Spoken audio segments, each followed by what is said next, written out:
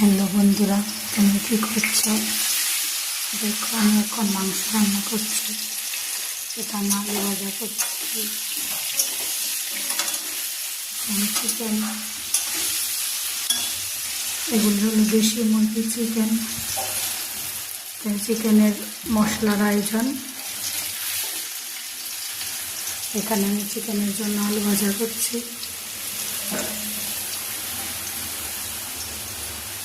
এগুলি হলো দেশি মুরগির চিকেন। আলু ভাজা হয়ে গেছে। এখন পেঁয়াজ কুচিগুলি দিয়ে দেব মাংসর জন্য।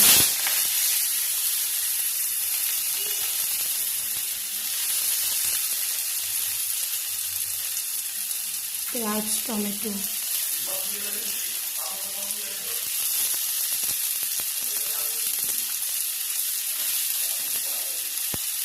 দিয়ে দিলাম।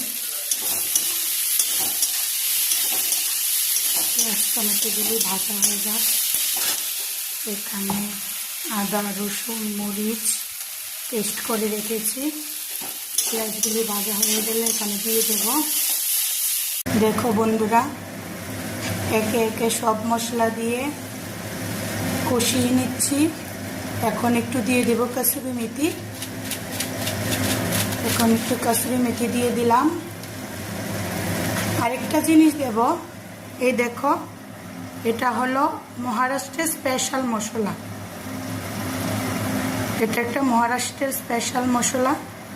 এটা চিকেনের মধ্যে দিয়ে দেব একটু, তাতে চিকেনটা খেতে খুব সুস্বাদু হবে এবং একটা খুব সেন্ট আসবে। এটা হলো মহারাষ্ট্রের, এই দেখো বন্ধু, এটা হলো মহারাষ্ট্রের স্পেশাল মশলা।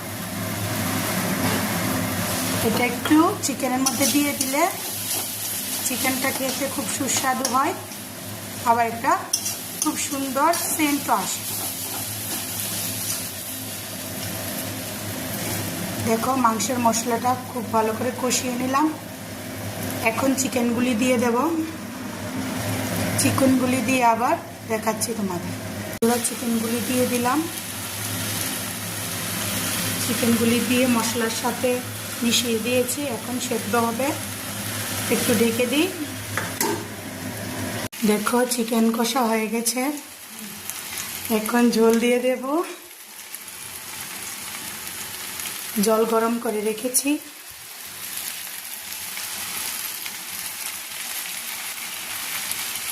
দেখো বন্ধুরা,